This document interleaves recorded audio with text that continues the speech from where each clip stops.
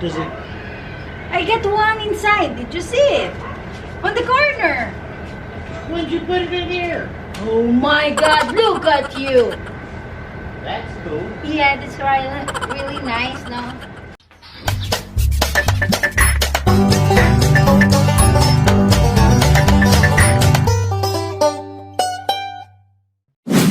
So, eto na nga, dahil hindi nga ako makapag-live selling pa ngayon sa Facebook, pero pwede kayong mag-mine dito sa ating YouTube at pwede kayong mag-message dyan sa ating Facebook page para mas madali kayong ma-entertain ng ating mga admin. At minsan, ako rin naman yung nakakausap nyo, ha? Eto ang unahin natin kasi this March is birthday month ni Dave. So, nagbigay ako ng sale ngayong buwan na to. Ngayon lang talaga siya. Kaya, medyo konti lang to. Pero, guarantee naman sila na lahat sila is locally grown. Ako na talaga yung nagpalaki sa kanila at nagpaganda sa kanila. Ha? Wala na kayo ibang gagawin kundi aalagaan at mas mamahalin nyo na lang sila. Kaya wala na tayong patupik-tumpik pa. Unahin na natin sa unang halaman. Unahin natin sa mura muna. Sa mga mura-mura natin, ha? Ito yung tinatawag natin na Malaysia na fern. Malaysia something. Basta papakita natin dyan. Baka magkamali pa ako. Eto siya. Ganyan siya kaganda. Yan. Sana is mas makita ninyo at mas ma-appreciate nyo yung ganda niya. Eto, ibibigay ko ng bundle. Ayan ha. Ibabundle natin for this month lang to. Tsaka, pinili ko lang talaga yung alam kong mas magagandahan kayo. Diba? Ayan sila. Tingnan nyo naman yung difference. Eto, ganito yung itsura nito. Ayan. Tapos ito naman yung itsura ng isa. Ayan sila. Ito, ibibigay ko to ng bundle for 550 pesos. Ang bentahan ko dito is 750 to 650 pesos. Depende kung ilan. For this month lang talaga siya. Kung sasabihin nyo, mamura na ba yun? Sobrang mura. Kasi kung alam nyo na magkano ko bili to. Ganyan nakarami yung kanyang sibol dyan. Ayan na siya. At ayan na siya. Ha, eto lalo na to. Nakapat at make sure wala ka nang papalitan. I-display mo na lang siya. Ha? So, ayan yung ating first plant. At ang ating second plant is walang iba kundi si small na tree fern. Eto yung small tree fern. Ganyan yung itsura niya. Ayan. At ayan siya.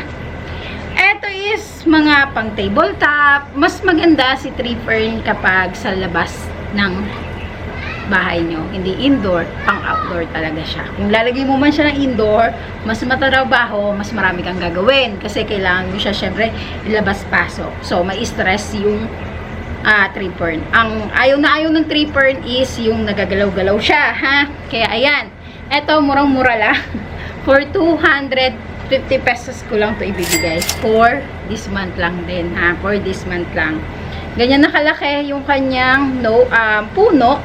Pero, ganito naman siya. For tabletop, ayan. Perfecto as for tabletop. Ayan, for 250 pesos na lang to, ha? Ayan. And, walang iba kundi si Golden Xanadu. Ganyan kaganda si Golden Xanadu natin. Ayan. Ang ganda-ganda niya. Imagine niyo yung garden nyo na puro ganito. Nakahilera sila. Tapos, kung mahilig ka sa mga may variegation plant, totally bagay siya dun sa may mga halaman na may variegation. Maganda siya ihilera. Katulad, bigyan natin ng sample. Alam niyo yung mga albo, alocasia albo, icons, yan. Tapos, yung mga monstera na variegated. Kasi may pagkakulay na rin siya. Mabagay siya dun sa mga kakulay niya, sa medyo may kulay niya. Kung ilalagay niyo siya sa may mga green, katulad ko, mas more on ako sa green. Yan, kita niyo naman. Mas gusto ko yung green na green. Yan, cooling effect ko yung green na green. Kung ilalagay ko naman siya sa pinakailalim o gagawin ko siyang accent dun sa ilalim o fillers sa mga landscaper, okay din naman siya. Siya yung magbibigay lalo ng atensyon o mas lalabas yung kulay ng green sa taas. Imagine niyo, di ba? Yan. Eto, dalawa lang ang pwede kong i-out na to ng ganung kamura. Ito is parang pasasalamat na rin namin for this month, ha. So, eto, ibibigay ko na lang to for 350 pesos ang isa. So, ayan. Nakapat at naka-mixture, wala ka na uling papalitan. So, ayan ha, ganyan siya. Gumawa ko ng video para mas ma-appreciate nyo kung gaano siya kalaki. Kasi iba talaga ang dating kapag picture, ha. Ganyan kaganda yung mga dahon at ganyan na siya kalalaki. 2 variety ng tea plant. Ito is yung pink variegation, ha. Hindi lang siya ganong kalabas ngayon kasi hindi siya naarawan. Mas gusto niya yung naarawan para mas lalong lalabas yung kulay niya. At ito naman yung isa, tinatawag na Miss Andrea or si kiwi. Yan, variety ng tea plant na kiwi. Ayan, kung tawagin. Etong dalawang to, yan. Ayan. Ayan, for these two, ibibigay ko na lang to for 350 pesos. Nakapat, naka-mixture, wala ka na uling papalitan. Ito lang to ha, ito lang yung mabibigay ko, itong banda lang na to. Kaya paunahan na lang at message kayo sa page. Ha, kung sino yung mauna, yan, sobrang panalo to. Kasi ito yung mga Hawaiian variety na tea plant. Sila yung malalapad, hindi sila yung maninipis. Yan ulit siya. Ayan. Gundong-gunda ako dito kung alam nyo lang. Mas maganda siya sa personal talaga. Ha, ayan. Ito naman to. O, malalapad. Yan. Ha? So, ayan. Ito na nga ang ating next plant. Kasi nga sa pamura tayo sa pamahal, ha? Medyo napakarami ng ganito. Ang ganda-ganda-ganda niya para sa garden. Kung gusto nyo mag-try, mag-landscape ng kayo lang, why not, diba? Pero, ito yung mga bagong plants na ang ganda niya pala. Akala nung iba sobrang mahal. Pero, siguro dahil naparami na namin, kaya ganun ko na lang siya mura ibababa. Pero, kaya ganun ko na lang siya kamura kababa. Hindi, kaya ganun ko na lang sa inyo ipaprice, ha? Medyo mahirap ang shipment nito kasi kailangan lalakar. So, mas maganda kung bibili kayo ng ganito, damihan nyo na lang. Kasi murang-mura lang naman siya. For 250 pesos yung ganito, ganito talaga siya kalaki, ha? Lalagay ko yung right ID nitong halaman na to. Pero ang tawag sa kanya is pompom. Tawag nga ng mga nakakatanda, ha. So yan siya. Tapos wala siyang problema sa matubig. Wala rin siyang problema sa mainit. Para siyang si tree fern pero mas sobrang easy siya kaysa kay tree fern. So dun sa mga gustong mag-umpisa maghalaman na walang complication. Yung iba ginagamit to sa mga pond kasi okay din siya sa may tubig.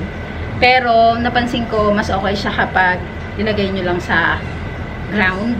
Ako nakapat siya kaya ayan, ganyan naman siya kaganda. Tapos sa ilalim niya mas maganda, alam niyo yung clover ngayon nga is high end na, kumbaga mas maganda ang clover leaf kesa kay damo. Yan yung napansin ko lang, ha. Mas ang ganda ng dating niya sa garden kapag yun yung nakakalat sa iyo. Kasi nakita ko, yung mga landscaper ngayon, ganun yung ginagamit nila. Pag medyo mahal-mahal o may budget ang nagpapagawa, ha. Kaya yan, binibigay ko ng tip sa inyo. So, ayan, for 250, again, for this month lang yan, ha. Ang bentahan talaga namin dito is mga nasa 440, ganyan, 450, 440, depende kasi sa height. Pero, ayan, yung mga ganito ka-height, pwede ko ibigay hanggang 250 lang, ha? Ayan. Ano lang, dalawa lang din. Totoo, nagbibenta kami. Yan, dalawa lang din, ha? Kasi ilalalakar nyo naman. So, may dalawa ka ng ganito for 500 pesos. Sobrang, ito yung yellow variety, ha? Yellow variety. Meron nito yung green-green. Umbrella ang tawag nila. Pero ito yung may pagka-yellow. Tsaka malambot yung dahon niya. Ayan. Tapos, kapag eto, mas lalaki pa to, mas magmamatured pa yung dahon nito. Magiging parang nakalaglag siya na buhok, na lugay, na may problema na stress. So, ayan, eto na. Ganyan yung itsura niya. Tapos, kapag bata siya, ganito. Tapos, palaki ng palaki. Nagbabalon-balon ng ineme siya. Ha? Maganda siya, pang accent. At ganyan siya kataas. So, ayan, galing na tayo sa medyo murang mga halaman. So, papasok na tayo sa medyo may price, pero sulit pa rin. Ito, yung Florida Beauty na to. Sobrang ganda ng jeans. Ganyan siya. Ayan ha. Ayan siya kaganda. Ito yung may pagka X-breed nga daw kay Pedatum. Pero yan, not sure. Basta mura lang naman siya. Pero sabi nga sa akin nung pinagkunan ko nito, hindi daw totally siya Florida Beauty, Pedatum daw. Pero ayan, variegated Pedatum. Or variegated. Basta, para safe, Florida Beauty. Ha? Ayan, ganyan yung itsura niya. Ganyan siya kaganda. Going 5 leaves sa mga naghahanap ng pinakamurang Florida Beauty. Na maganda yung jeans. Ayan. Or kung Pedatum man to, mas mura. Mas mura talaga. For me, ha? Para sa akin na naman. This time, bibigay ko lang to for 1,350 pesos sa ganito. Ayan. Tapos ganyan na siya kalalaki. Okay, ang next plant natin is walang iba kundi si Anthurium. Si Anthurium Forgeti X Besay. Ganyan naman siya kaganda dyan. Ganda niya, no? Ganda-ganda ako dito. Meron naman na akong isa. So, yung isa po pwede kong i-out. Yung isa is tinanim ko dito para maganda yung dating ng bilat ko. So, eto is i-out ko lang for 1,350 pesos din. Hewan ko na lang. So, eto, hindi yun na rin kailangan pang i-acclimate. Hindi yun na rin kailangan palitan ng mixture kasi lahat to is perfectly perfect. Hindi naman, kumbaga, perfect na siya para sa akin. Huwag nyo nang palitan, alagaan nyo lang at mas mahalin nyo siya. Ha? Wala na kayo ibang ilalagay, kundi Osmocoat lang. Pero ganyan na siya kaganda. Mahirap di magpaganda ng Anthurium, ha? Kung alam nyo lang. At mahirap magpa-acclimate ng Anthurium. Marami makaka-relate sa akin. O, diba? So, ayan. Sa magkaka-interest uli, message kayo sa page para mas ma-entertain kayo at screenshot nyo na lang dito kung ano yung magugustuhan nyo. Ito is walang iba kundi si variegated biphenofolium or bipen. Ganyan kaganda yung kanyang mga variegation at ganyan siya kalaki. Ayan. At ayan. Ayan at ayan. Ha? Maganda rito is locally cut natin. Kasi baka mabash na naman ako sa locally ko. Huwag nating sabihin locally or sabihin na lang natin is propagate siya dito sa atin or propagate siya sa Pilipinas. O, ayan na. Hindi ko na alam kung paano ko pa gagawing safe yung sarili ko. Basta ayan siya. Hindi mo na kailangan i-acclimate dahil nga dito na talaga siya na propa at ganyan siya kaganda. Hindi ko pa lang siya nalagyan ng totally ng gagapangan. Pero pag nalagyan to, mas gaganda at mas tataas yung dahon niya. Hindi pa kasi ko nakakaalis talaga para bumili ng mga pole. Kaya, ayan, pagpasensyahan nyo na. Ang dami kong ipopol na halaman at ang dami kong gloriosong zebra na may out next time. Inaalagaan ko pa siya ng maayos. Ha? Eto, i-out ko na lang to for 2,350 pesos. Ang ganito. Ang bentahan nito sa Thailand is nasa 2,800, 2,500 ang pinakamurang nakita ko. Kasi yung iba kasi, syempre napapanood ko rin, support din natin naman yung mga tao na mga kababayan natin na nag-live doon. Ayan, sinusupport ko rin yun. At bumibili rin ako minsan. Papakita ko next time yung mga nabili ko. So, ayan. Ha? Eto, nandito na. Wala ka ng problema. For 2,300, ilang dahon? Sa 2, 3, 4, 5, going 6 leaves siya, ha? At lahat sila may variegation. Ito yung pinaka-latest, yung pinaka-malaki, yung pinaka-latest, ha? Ayan. Walang iba kundi si ating cream brulee variety. Ito siya. Cuttings na lang naman to, kaya medyo mura ko lang maia-out. Ganyan siya, ha? Ganyan na rin. At sobrang ganda ng ugat nito. Hindi ko na lang tatanggalin. At kasi may bago siyang papalabas. Buntis ulit kasi itong isang to. Kaya, ayan. Alanganin ako na ipakita pa sa inyo yung ugat. Ayan siya. Ayan. Eto, napakamura ko lang i-out.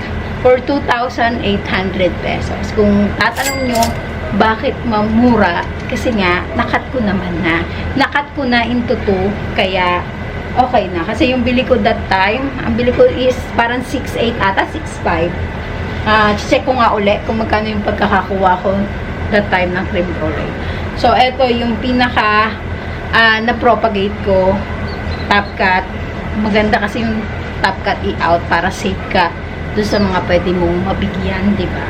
Talagang pinaugat ko siya ng husto at ilang buwan ko na itong inalagaan. Bago na to, bagong dahon na to. The time nung kinat ko to is parang magdadalawa lang siya. Umalis kami ni Dave, bumalik kami, umalis ulit kami ni Dave. At eto na nga, eto na siya ngayon. For 2,800, may penetration na rin siya. Wala na kayong problema. Ganyan siya kalalaki. Ayan. O, diba? Ganyan siya kalaki. Sabi sa inyo. Kaya, ayan. So, ayun lang muna yung mapapakita natin for this day. Message lang kayo sa page kung mas may magugustuhan kayo. Dahil andito na si Dave. At it's supposed to be a cheeseburger day. How many cheeseburger we got now? No date. Yeah. Dapat date namin ngayon. Pero ngayon, dahil nakatulog siya. So, ayan sa inyo lahat. God bless, stay safe, at see you po sa ating next video. You mean you like this? I love that. I love that. That is like the coolest thing I've seen. That is cool. Where do you want me to put this?